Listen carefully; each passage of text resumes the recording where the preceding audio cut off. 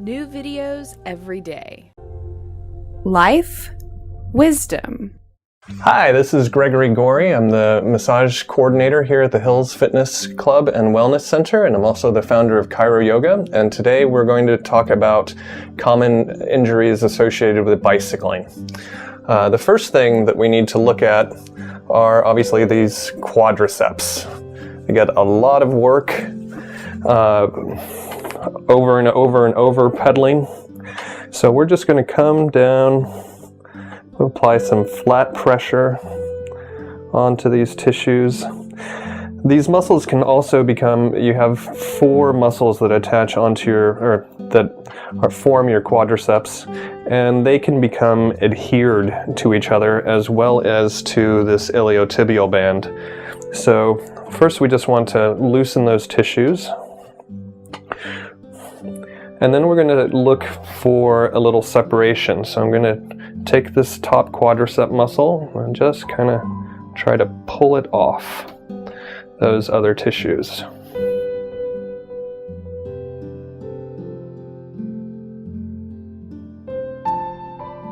Try not to tickle you.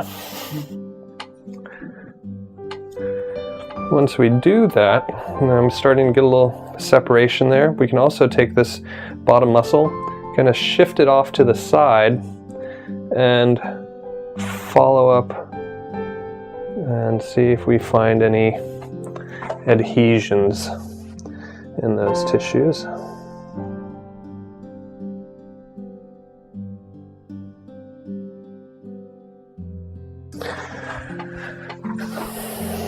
Now, another common thing that happens with repetitive bicycling is that this iliotibial band starts to get adhered to the vastus lateralis. And what we're going to do now is we're just going to attempt to separate that tissue. So what I'm going to have you do, Julie, I'm going to roll your leg in and lock into that tissue. This is called a log roll. And what you're going to do is gently roll your leg into my hand. So you're going to push against the direction that I'm taking you. And we're going to hold that for a count of 6-7 seconds and relax. And now I'm going to take and pull that vastus lateralis off of the IT band. Now we're going to go one section up. You're going to roll your leg out into my hand and relax and rolling. I also notice I've got my hand on her thigh as well. So as this hand moves forward, this hand is moving back, and we'll actually get down all the way. We'll be affecting the bone and all the attachments on the bone, because we're taking this whole compartment and rolling it off.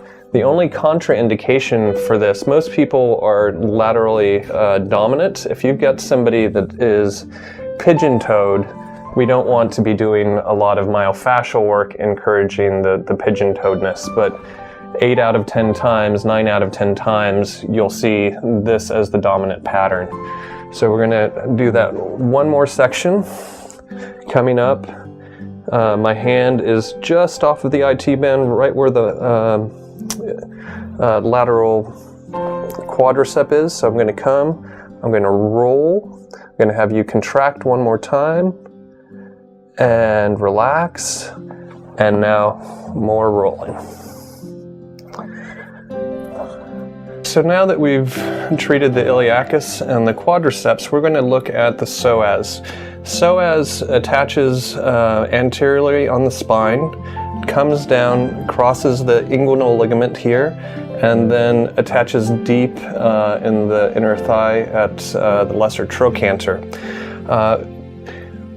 I've treated the psoas directly in the past.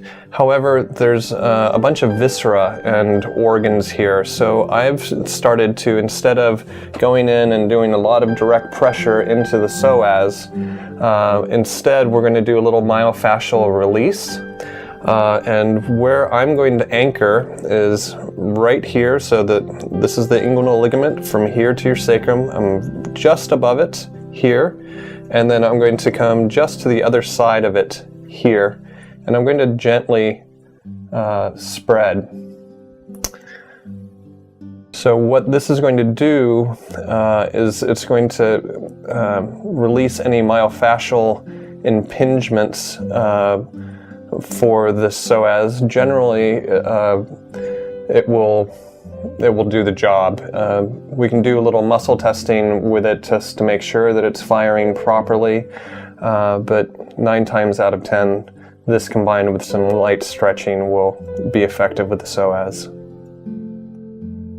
And there isn't a whole lot to show with this because I'm just locking into the tissue and opening it up. And what you'll feel is if I've got my hands here, that they're just going to gently open up and move gradually. Usually you'll be in that position for 30-45 seconds before you start to feel a shift in the tissue as this opens up.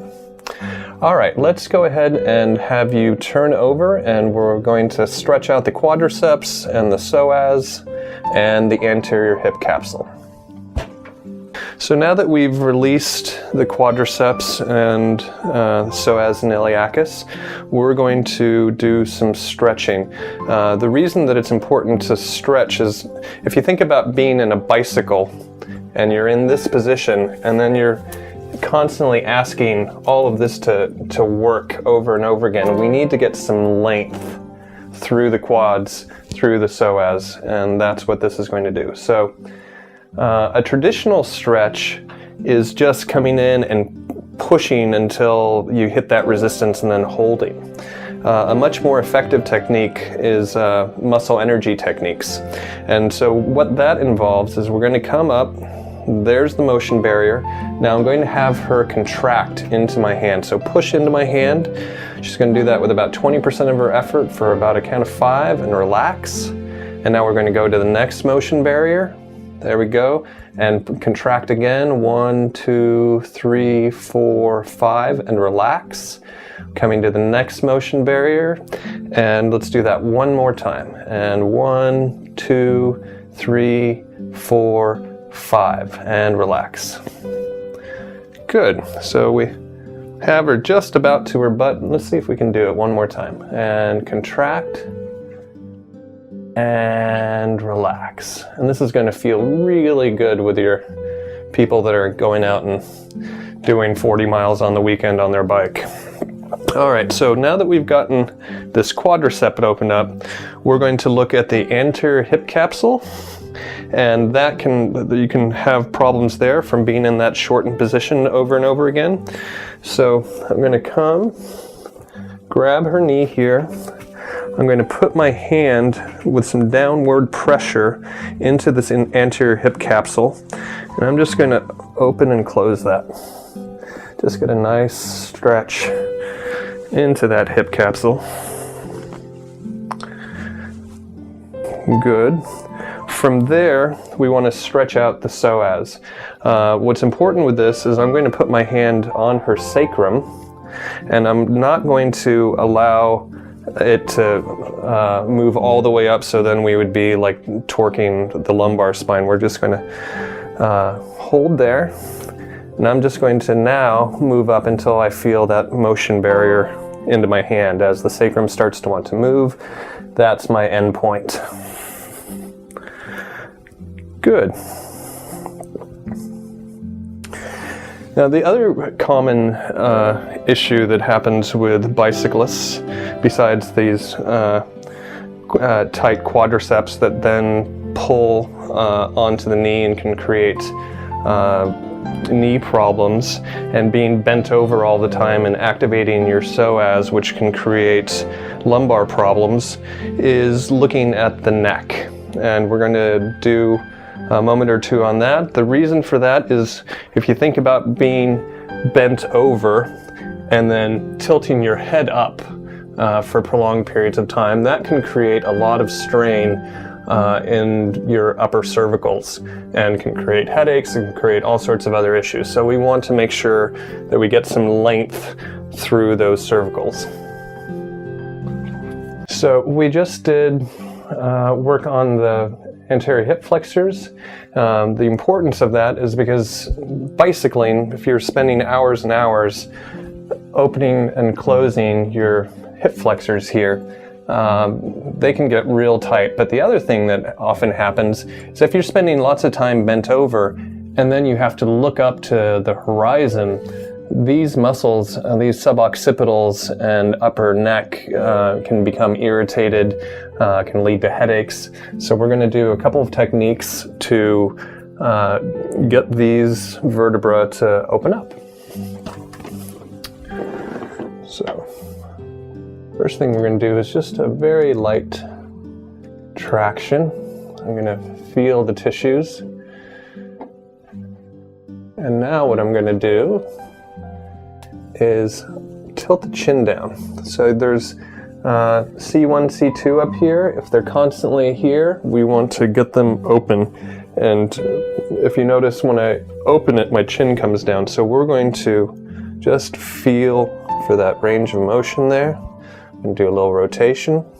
This shouldn't hurt. If it does hurt, let me know. And just opening up those tissues. Good. Now, we don't want to do a lot of digging directly into the suboccipitals because you've got nerves, we can do more harm than good. But what we can do is come up onto the occipital ridge. That's where all these little muscles are attaching, and do some light release there. So again, actually on the skull. I'm not digging underneath the skull. It sometimes feels good, but there's too much important stuff underneath there to really go digging. Good. And coming to the other side.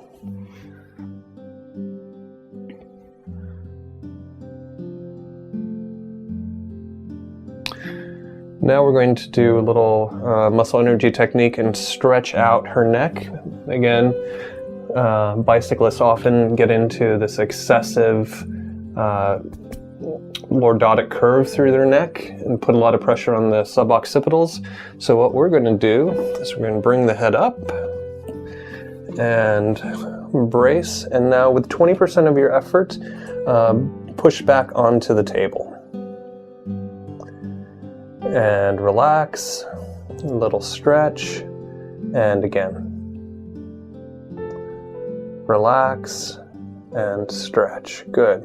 Same thing to the other side. What's important when you're doing these, one of the things that's important when you're doing these muscle energy techniques is don't take it all the way up to the very end range before you start doing the contraction. Move slowly into it. You'll feel a motion barrier. I could go another ½ an inch, but I'm going to the first motion barrier. I'm having her contract into my hand. Go ahead and contract. And relax. And next stretch. And one more time. 2, 3, 4, 5, 6. Relax. And stretch. All right. Well, my name is Greg Gorey. Glad you joined us.